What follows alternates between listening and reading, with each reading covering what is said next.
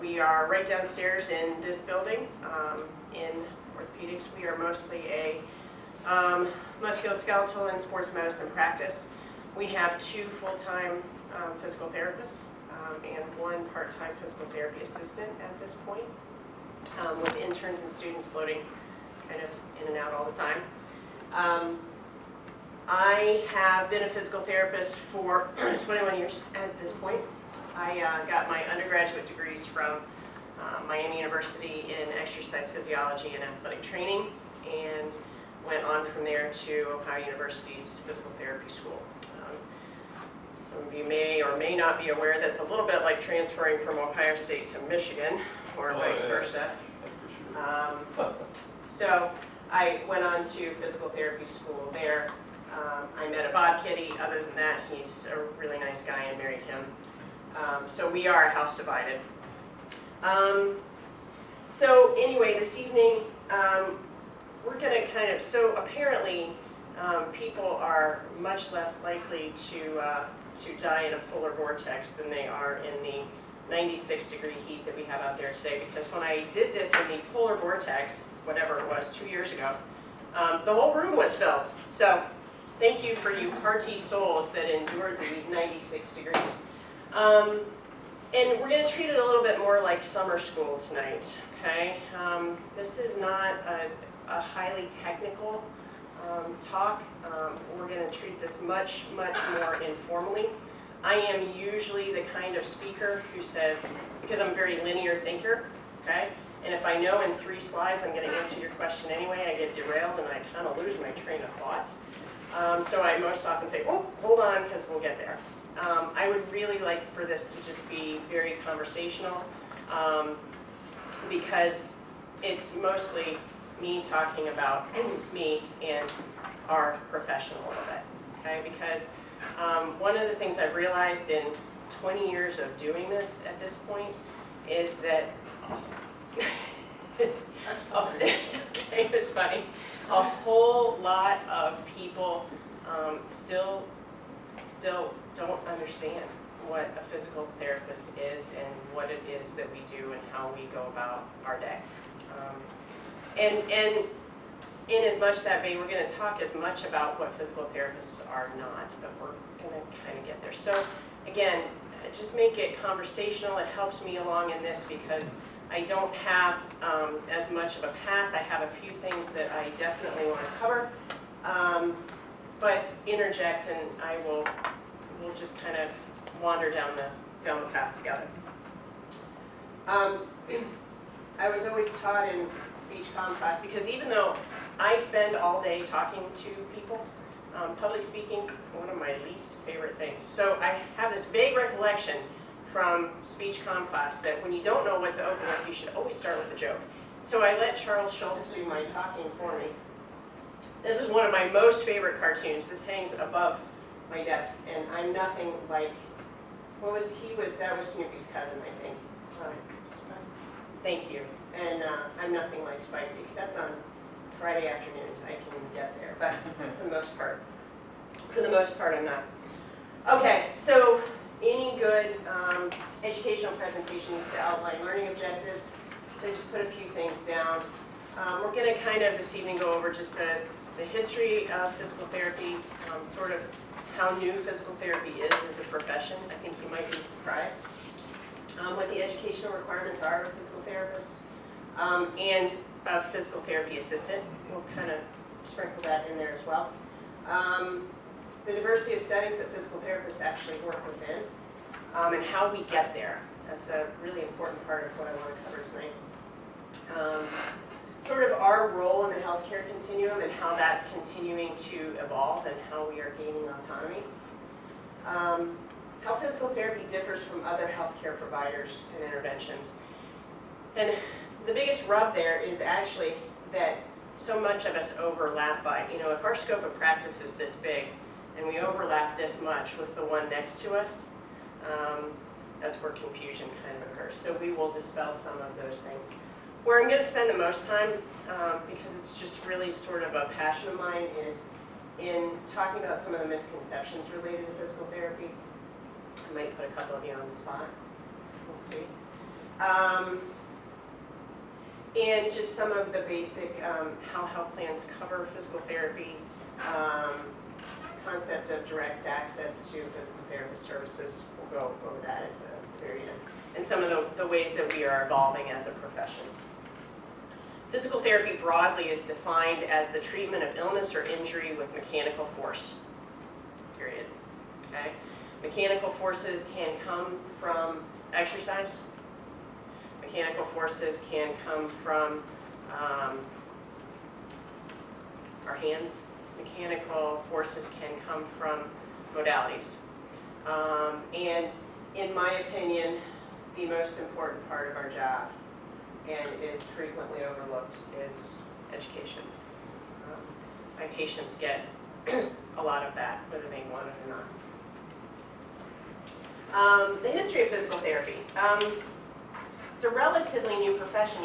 We think, well, medicine is, Hippocrates lived back in, I Googled it, 450 BC. And that's how old. Now, luckily, we don't do bloodletting and things like that anymore. That has certainly evolved over centuries and millennia, really, at this point in time. But physical therapy has only been in existence since the early 20th century. Okay? We owe our existence to two major historic events. Okay? One, and we could really extend it back a little bit further, World War I to World War II, and the dawning and advent of antibiotics. We began saving people from what would otherwise be life-ending injuries.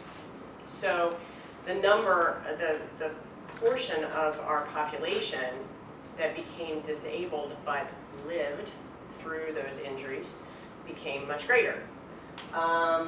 The second thing that happened was the polio outbreak of 1916 and then subsequent reoccurrences in the 40s and 50s.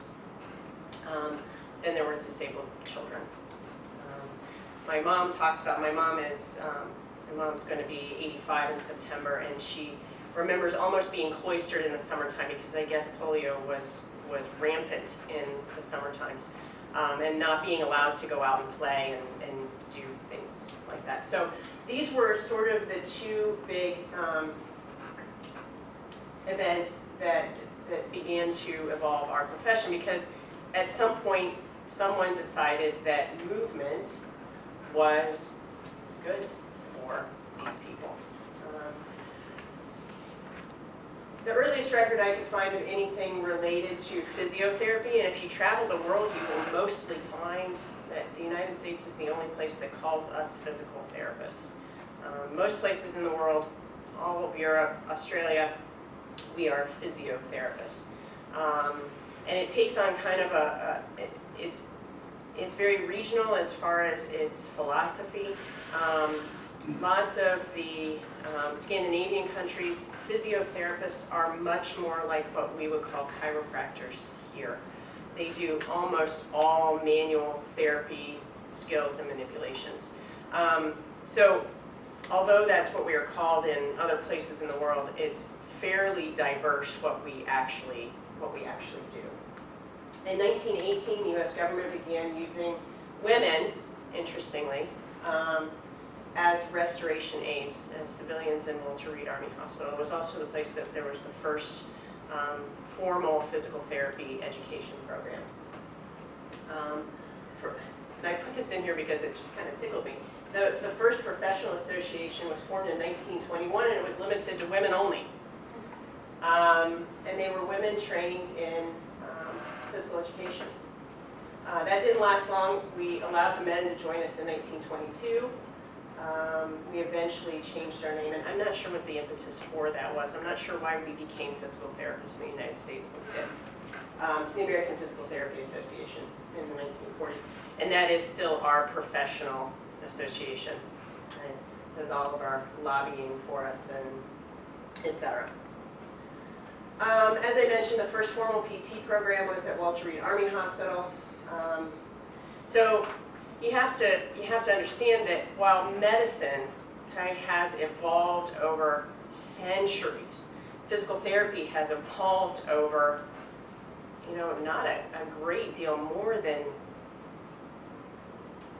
double my lifetime, plus or minus.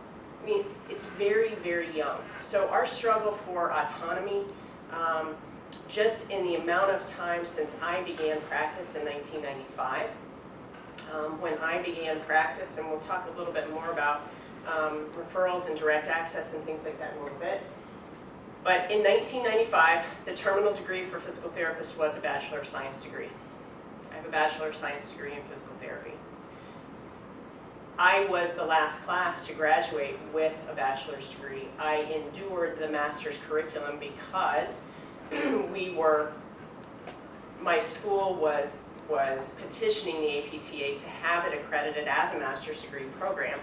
So we were all the guinea pigs enduring the master's degree and getting the bachelor's degree. But we couldn't do more than that at the time. Okay? Just since 1995, we have gone from that to the degree mandated by the APTA to be an entry-level master's degree to a clinical doctorate degree. Okay? So in that short amount of time, leading up to 1995, there were not physical therapists educated in the United States that had beyond bachelor's degrees in physical therapy. Okay? And I'll address in a minute whether or not that makes us better therapists. I'll get there. So at this point, the new mandate from the APTA is that everyone has to be to a clinical doctorate. 96% of the schools are there. Everyone that's in that 4% has their plans to convert by whatever the APTA's deadline is. And I know it was. Well, I'm not gonna say that because it's gonna be forever on film. So I'm not sure what the deadline is, but everybody that's left that's still at the master's degree is going to be at a clinical doctorate imminently. Okay? We have 213 accredited PT and 309 accredited PTA programs in the United States. And I guess this is as good a time as any to talk about the difference between a physical therapist and a physical therapy assistant. Physical therapy assistants, physical therapists are, within our scope of practice, allowed to assess and make a clinical diagnosis, establish a plan of care, implement that plan of care, and establish goals to be attained prior to the termination of plan of care. My physical therapy assistant, quite skilled, very good, but she cannot assess or reassess. She cannot determine whether or not plans of care, goals in the plan of care have been met. And any, I think the term is significant change to the plan of care, has to be guided by me. I have to be consulted in that. So that's the basic difference. Physical therapy assistants are in almost all settings of physical therapy at this point. They're most widely used in home health care, where physical therapists, unfortunately, are often just evaluation machines. We go out and evaluate, and then it's the physical therapy assistant that executes almost the entire plan of care, and a physical therapist comes back in at the end and reassesses. So that's the fundamental difference. So currently, to get into a physical therapy clinical doctorate program, you have to have an undergraduate degree. It doesn't really matter what that undergraduate degree is in. It can be in accounting. It can be in marketing. You're not likely to have met your prerequisites for physical therapy school if you have a degree in marketing. And prerequisites for physical therapy school, medical school, again, more established. Okay, it is.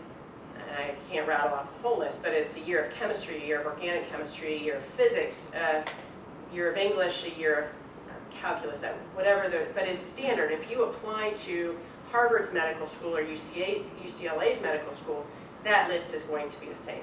And then you have to take the MCAT. Physical therapy schools are working towards that. When I applied to physical therapy school many eons ago, when we wrote on stone tablets and didn't have cell phones, one school would have a requirement for a neuroanatomy course and one school wouldn't. OU had a quirky prerequisite requirement. I had to have 2 courses in philosophy.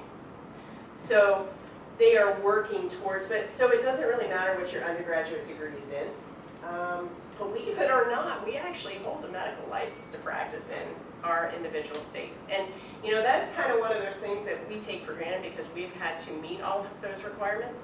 And I find, not on a daily basis, but several times in a year, that a lot of people don't realize that.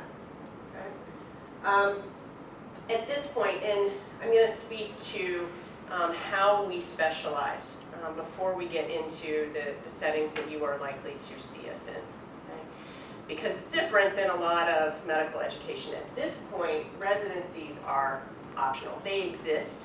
If you want to specialize in a certain area in physical therapy and you want to skip entering into practice immediately after physical therapy school, you can do that. And there are sponsored residencies throughout the country. They are not required. Most of us have specialized in our area of expertise by virtue of applying for a job in a particular setting, and then you begin developing your skill set. Okay? And as good a time as any, because we're kind of in that vein anyway, are physical therapists graduating with a clinical doctorate better physical therapists than those of us that have bachelor's or master's degrees? I don't think so. Okay? This is because the awe-striking thing, you get to the point in your physical therapy curriculum where they hand you a diploma and you sit down and you take this massive test, and it's really hard. And you pass it, and then they hand you this piece of paper that says you're allowed to go do this in the state that you've applied to practice.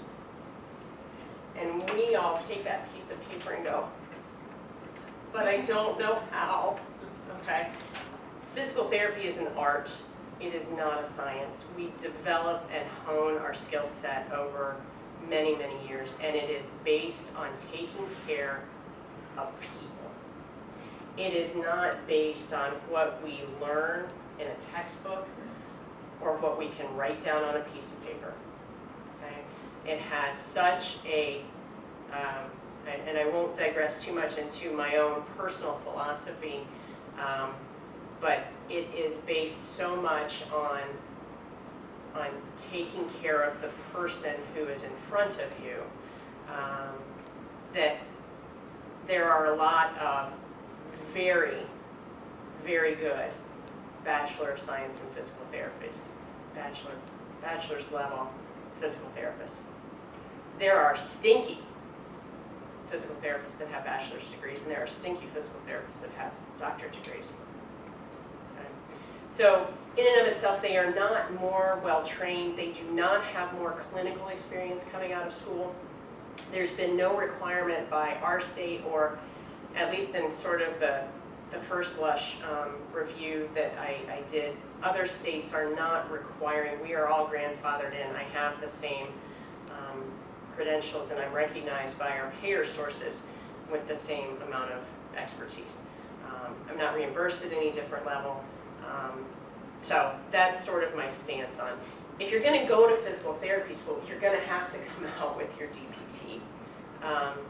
It's not going to make you a better clinician. The biggest hurdle that we had with this transition professionally wasn't so much in our patients that were coming to see us. It was much more in the students that were going to physical therapy school, because they were being taught by people like me and master's level physical therapists. And frequently you kind of see them and like, well, what are you going to teach me, because you only have a bachelor's degree? So it has been, this has been sort of a tumultuous transition. We're almost there. But just recognize that if you're going to go seek physical therapy, look for a good physical therapist, not a physical therapist that has their DPT necessarily. You know, we are pushing the envelope to stay healthy and active further and further and further into our lives, which is very, very good, but it has consequences and we get hurt doing that. So that's our business: retention, policy, or our business retention plan. So 36% between 2012 and 2022. That's pretty huge. Median income for physical therapists, 85,000, and physical therapy assistants, about 46. Physical therapy assistant programs are currently 2-year associate's degrees. It's not going to stay that way for very long. Because of the push, the athletic training profession, which we'll talk about in a few minutes, we get confused with them sometimes, is going to an entry-level master's program. Physical therapy has gone to the clinical doctorate. Occupational therapists have gone to a minimum of master's. I anticipate that they'll be moving to a clinical doctorate soon. The physical therapy assistants who have really a pretty huge burden of responsibility, they're not going to be able to stay an associate's degree for very long. Our physical therapy assistant actually had a 4-year bachelor's degree in athletic training and practiced in athletic training, and then went back and got her associate's degree in physical therapy assistant. So I don't think it will stay there for very long. I had a lot of fun Googling a lot of pictures. So where will you find us, I think? Yes? You said have a good physical therapy. I mean, I think something like that. And that the question, of course, to me is, how would you know? Because I went through that, and I don't know. I mean, I came out fine, but I don't know if I wouldn't have done it, would I came out fine, you know? So, but how do you know whether to go? Well, great. I mean, you can tell us when it's time. I don't. I said I wasn't going to do that this I said I was just going to. I don't have a problem deviating from your normal. Well, it's you know, my first recommendation is talk to people. There's a lot. I in getting ready for this presentation tonight, I Googled myself. Oh my gosh, everybody should Google yourself every now and then, just to. And you know, there are third-party health grades and things like. I was surprised to find some of the things that I'm pleasantly surprised that mine were pretty good. But do your research and talk to people that you trust. I think word of mouth. You know, part of our we don't have, nor do I particularly want, a big marketing budget. You know, there's no big glitzy. I say there's no glitzy marquee behind us. You don't see us on television. That's not. I want people to come see us because they have heard that Justin is fabulous. Justin got me back to the things I want and need to do. That's our marketing strategy. It's my best. It's my best recommendation to you. The other thing I want to hit on in that same vein is be sure you know the kind of practice that you're going to. By virtue of not to call an orthopedic surgeon if you are having headaches. Because by virtue of their education and their path, which we are still evolving to, they have specialized before they've been able to begin their practice, for the most part. So in physical therapy, because that for us is optional, and because we end up specializing, you really don't want to come see me after you've had a stroke. You really don't want to come see me after you've had a spinal cord injury or because you have Parkinson's disease. I knew at one point how to treat those things, but at this point, my treatment philosophies would be very antiquated. My skill set's very rusty because the last time I did that was 20 years ago. So know the practice that you are. It takes a fairly large practice to be a jack of all trades. Some of the hospital-based practices will certainly offer. We are very niche. We are very musculoskeletally based, sports medicine-based orthopedics. It's our bread and butter. It's what we do very well. So, ending up in a situation because some clinics will not turn away business even if they don't have the expertise in doing it. They'll say, absolutely, we can treat your stroke. And if there's somebody like me, I don't remember how to do that. And it's not in your best interest as a patient of mine to come see me if you've had a stroke. There are places that you can go that you can get much better care. Well, when I had a hip thing and down at the hospital, I'll just say the hospital, they handed me this pack about this thick of rest homes with, rehabilitate, whatever they call that thing. Right. And so, which one you want to go to? And I'm going, you got to be crapping me. I mean, how can I figure this out?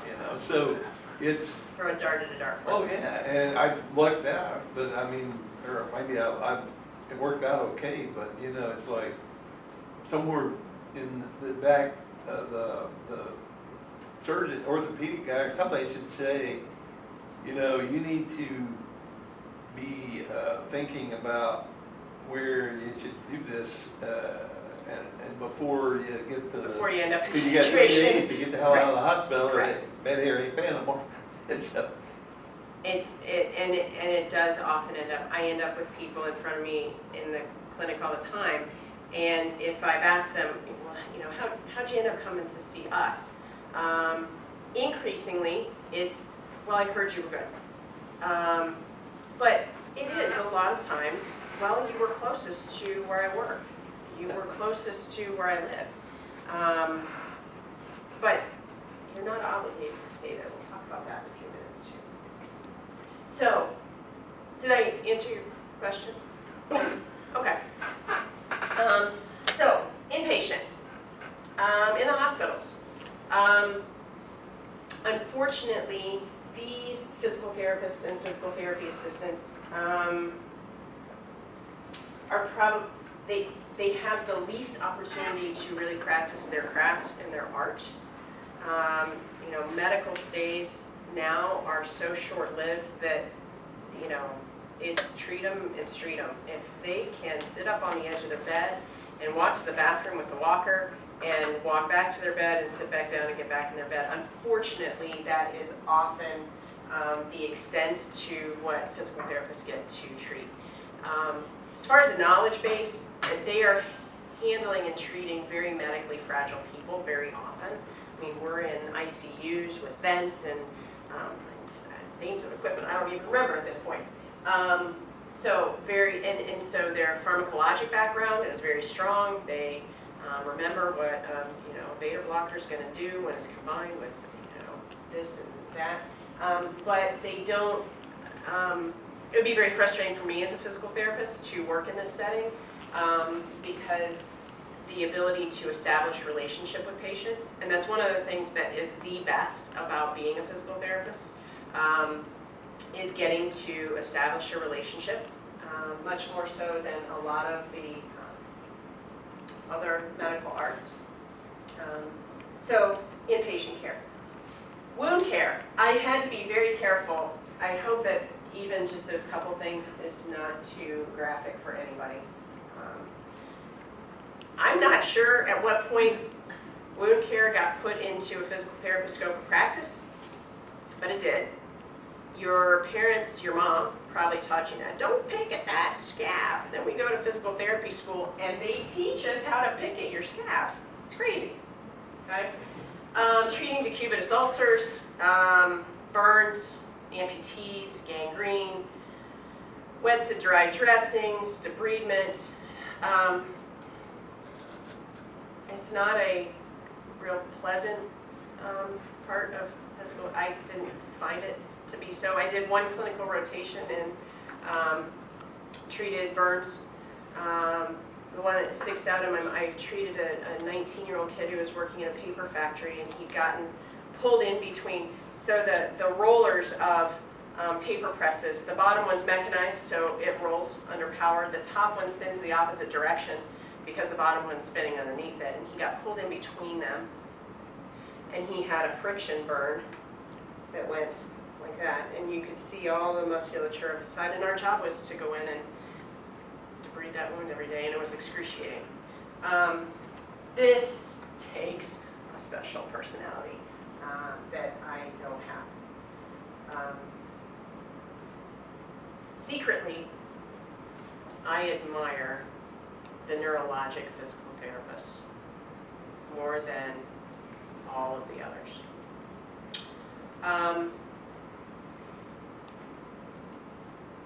Neurologic physical therapists. I love what I do, but your rotator cuff tendonitis is not going to kill you. And sometimes these people have come back from circumstances that perhaps they should not have lived through. Or be so life-altering that you may not be able to go back to living by yourself. So secretly, I admire these physical therapists the most.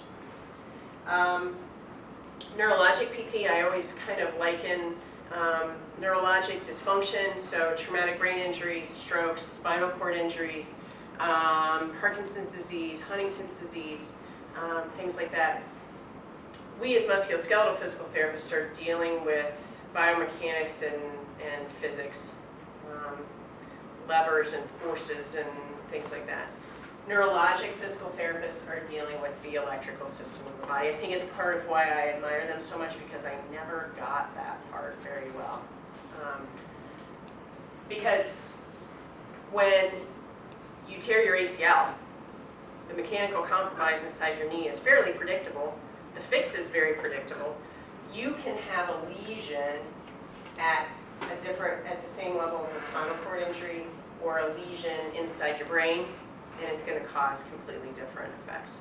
So they are very creative physical therapists, and it can be fairly heartbreaking because a lot of times your patients are not, you're going to maximize their function. Again, special personality.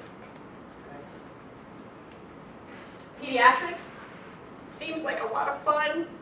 This is what I thought I wanted to do when I went to physical therapy school, and then I realized you have to make everything a game, and I'm not very good at that. Okay? I need to rationalize with my patients and say, I need you to understand that strengthening this muscle is going to create this kind of, force couple. I don't talk to my patients that way, but that's what I'm teaching them. You cannot tell a 2-year-old to lie down and do straight leg raises. So you have to figure out how to make it a game. So it seemed like a lot of fun, and then I realized what that was actually like, and I said, no, thank you, and went a different direction. Treating kids with cerebral palsy, developmental delay, spina bifida, torticollis, shortened heel cords, things like that. The other thing you have to be, if you are a pediatric physical therapist, other than creative, is you have to be in it for a long-term plan. I am very much maybe not quite instant gratification, but I like to see results very quickly. Often, these kids are in 18-year-long plans of care, and their progress from I see progress 1 week to the next. They're seeing progress 1 year to the next. So you have to be a very, very patient soul.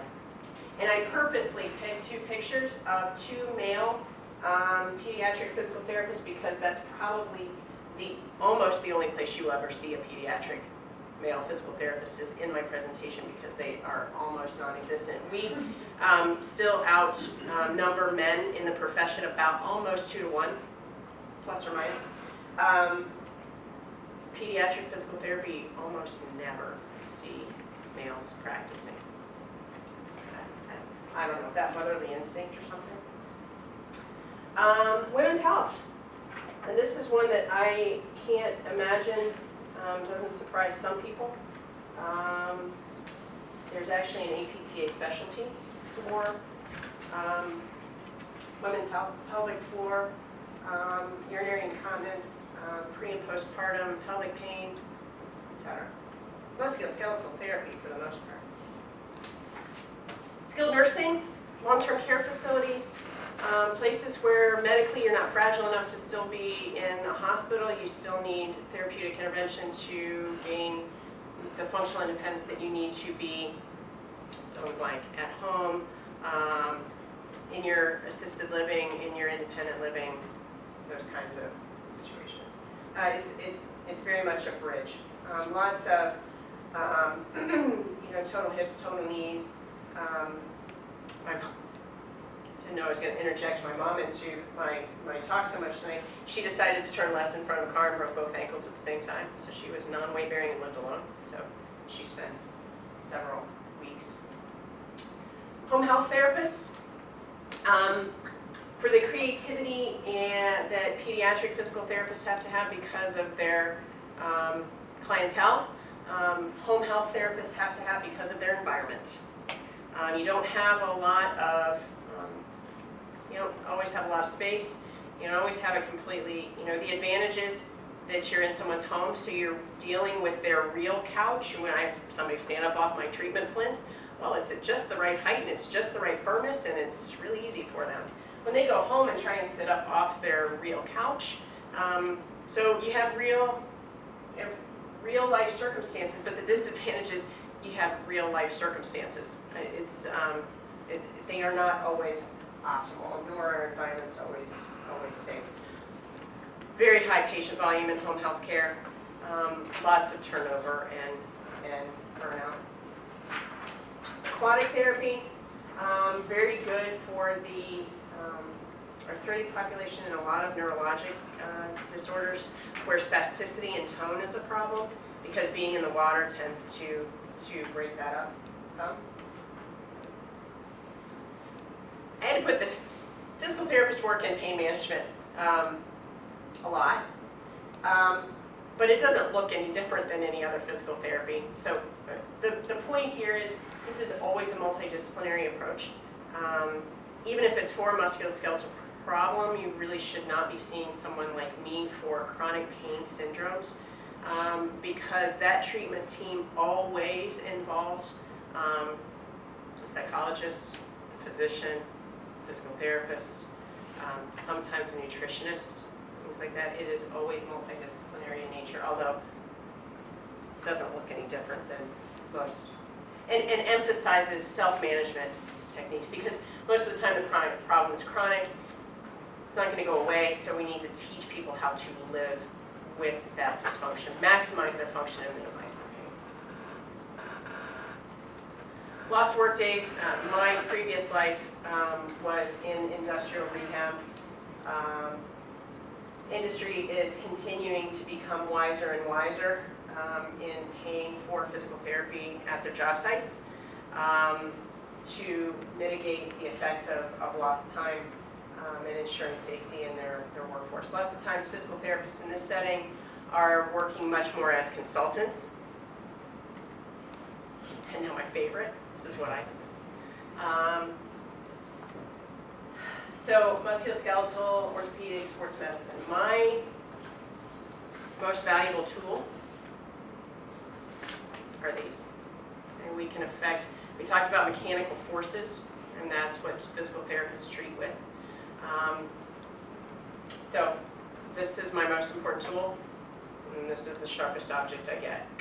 I am much safer than surgeons and physicians because they have pointy, sharp objects. Come see me first. So, lots of, in my opinion, a good musculoskeletal therapist is going to use their hands for a lot of their treatments. All right. So, I've talked a little bit about our education. I've talked a little bit about how we specialize. Then there are some courses that we can go, some directions, let me rephrase that we can go postgraduate-wise if we choose to. No one makes us. So as an arm of the American Physical Therapy Association, we have the American Board of Physical Therapy Specialties. In these 9 areas of expertise, and what physical therapy is not my favorite part. And again, my scope of practice is this. And over here at this little end, it overlaps with what a massage therapist does. So people get us confused. And then over here at this end, it overlaps with what a chiropractor does. So people get us confused. Okay? Massage therapy is generally a 2-year certification program. It does require licensure in the state of Ohio. I'm not sure if it requires licensure in all 50 states at this point. We use elements of massage. Again, you should never see a therapist who only does massage, because that will make you bad. Feels nice. Sometimes. Not always. Not when you do it. Not always. Chiropractic is a 4-year post-baccalaureate. It is considered a clinical doctorate, I believe. Fundamentally and philosophically, it targets the subluxation and misalignment of the spine is causing your somatic dysfunction. Again, physical therapists in my setting are trained in joint mobilization and sometimes in joint manipulation. So we get confused. Okay? And sometimes as professionals, we get a little too territorial because elements of what a chiropractor does, I do, and we want to stand our ground sometimes. But that overlap is actually fairly minimal. Okay? Athletic training, it's actually flip-flop. Their scope of practice is requires at this point, a 4-year degree with a state license and a national certification. They are moving to an entry-level master's program as we speak. The undergraduate program here at Wright State is no longer going to be graduating BS athletic training students. They will all have to be master's level before they can sit for their certification exam. So they are on that rapid course for autonomy as well. Where you see them is in the emergent medical care of the athlete. Right? The guy that goes down on the football field, that is an athletic trainer that's generally first to them. So they're kind of physical therapists a little bit, and then they're kind of paramedics a little bit, and then they're also responsible for the general health of their team. So, kids that are coming in with fevers and bronchitis, and to facilitate their care with the team physician, etc. Okay? They are responsible for, especially the return to sport part of rehab for their athletes.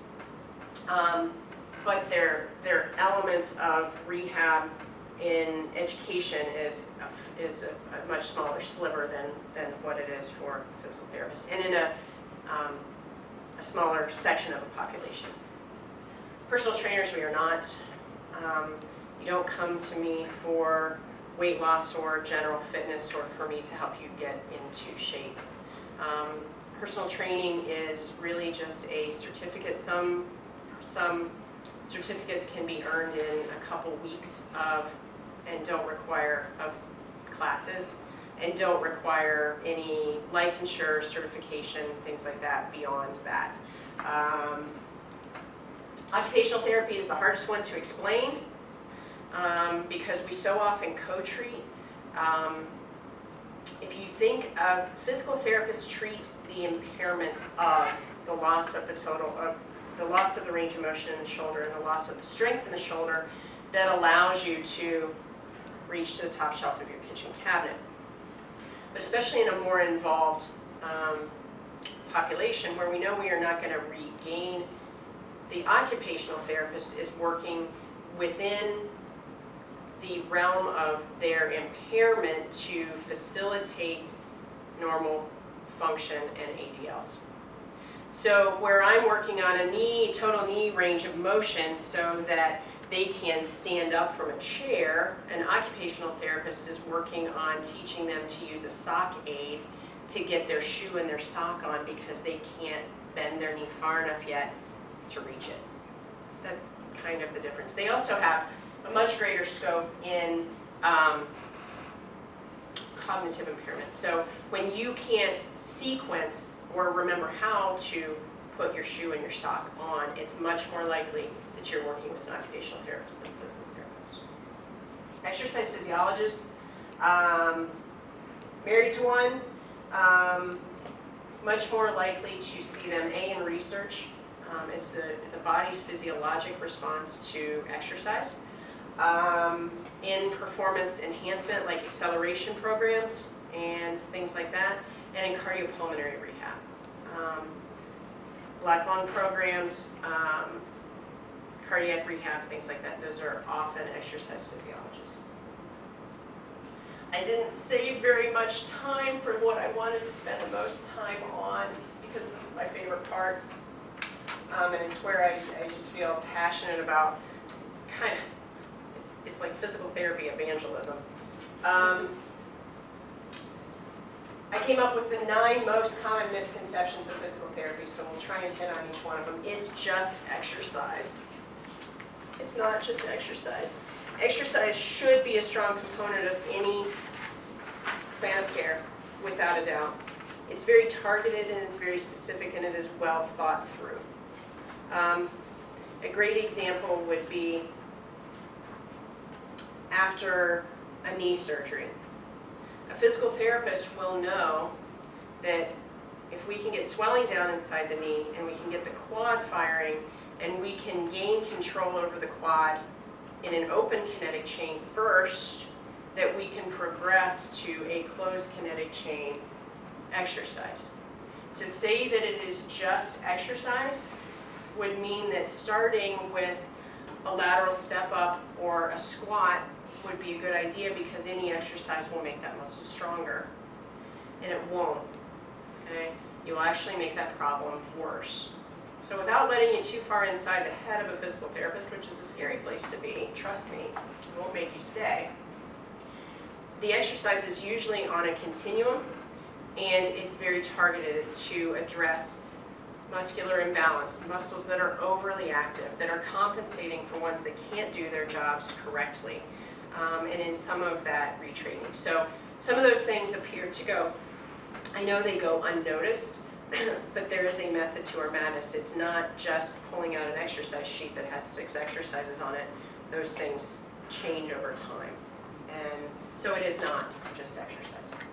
My favorite one. Okay? And ask any patient that I have seen in the last 15 years, and I ask them the same question when they come in and sit down in front of me. Have you ever had physical therapy before? Because the idea that physical therapy needs to be no pain, no gain, or it needs to hurt worse to feel better is absolutely not true 95% of the time. There are elements of, and what I tell my patients is simply this. First of all, it is nonsensical that to make a problem that is causing you pain and dysfunction, to increase your pain, to make you more functional, when your pain is limiting your function, it doesn't make any sense, right? There are elements. Frozen shoulders is a great example. Some tendinitises are a great example. Yes, there are elements of this is going to be very uncomfortable. Okay? And here is the reason why. If you are my patient, you will always understand the reasons why that is necessary and exactly what you expect. If you have a physical therapist, and I'll be very bold here, who tells you that your physical therapy plan of care needs to hurt to make your problem better, you need a new physical therapist.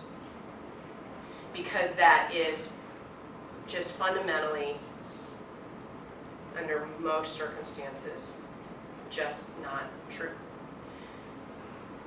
The first thing that you should feel is better. You may not regain function, but the first thing that you should have is symptom relief. You should feel better. I don't know that this is, I did some internet research. This was one that I found that a lot of people, I don't think that people think this.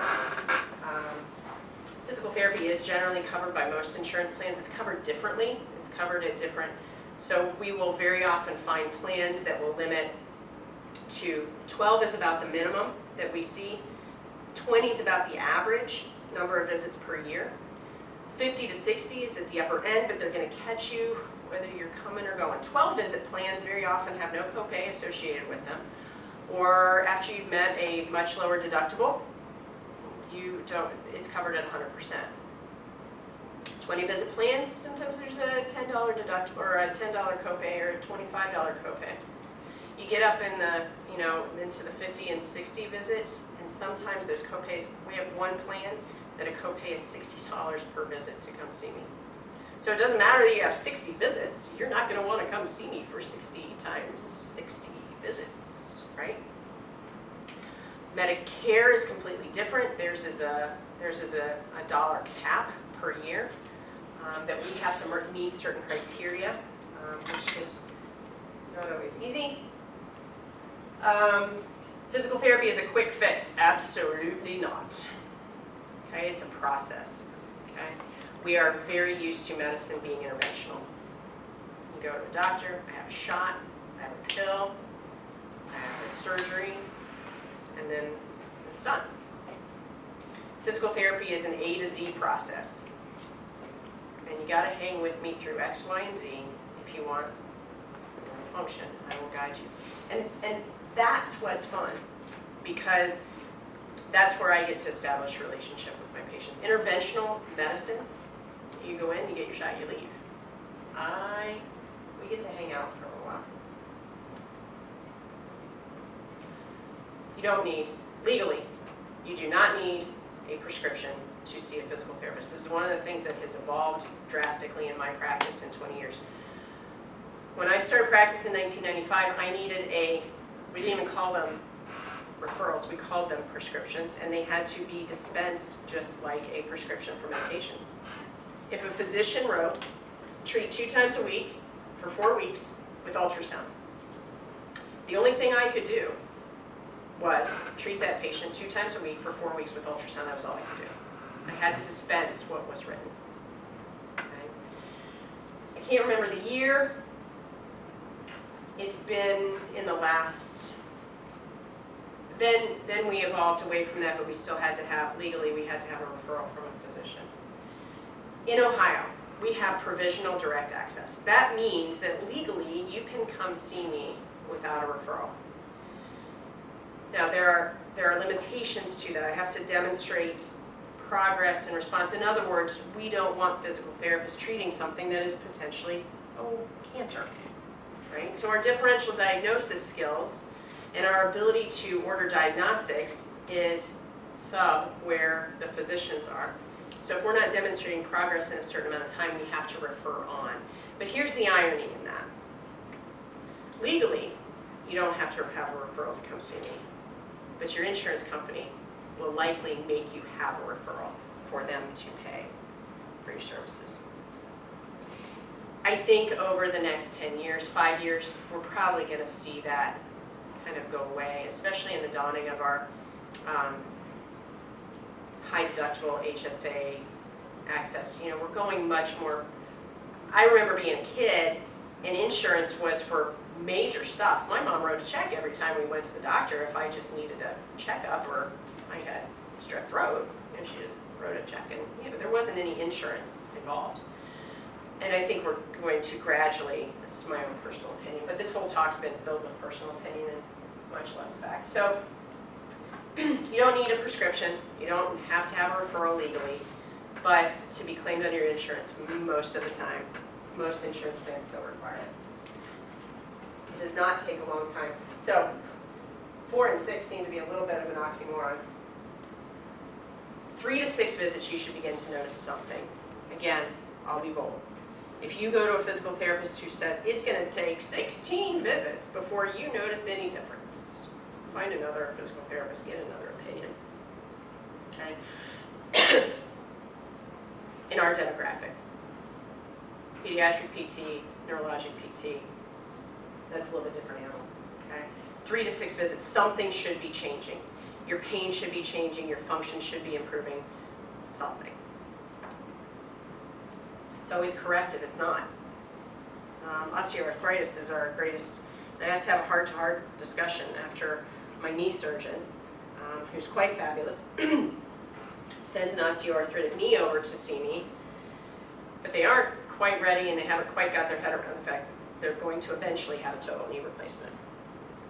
we want to stave that off as long as we can. We want to make conventional, or we want to make conservative efforts last and give them symptom management for as long as possible. It's not always corrected. Sometimes it's about regaining as much range of motion as we can, as much strength as we can, and then teaching people how to live around your buddy Arthur, because he's a terrible roommate and he's not moving out. So sometimes helping our patients set appropriate expectations.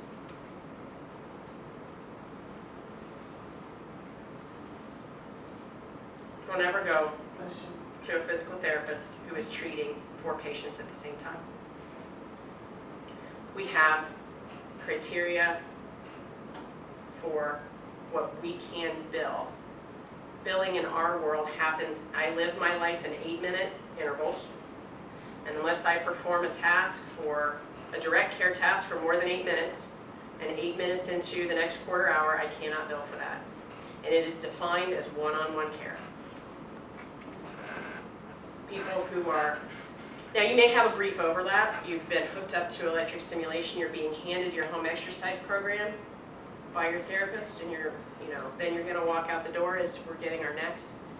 You should not be being treated simultaneously with other patients. It's against the law. Okay? Same exercises, treatments each session. To be medically necessary physical therapy, always, we have to use it. It's described as skilled services. That means that there is something about you being in my presence that requires my skill set as a physical therapist, either here or here, to recognize indications for progression. So sometimes you may only do exercise in a physical therapy session, but it should be something different.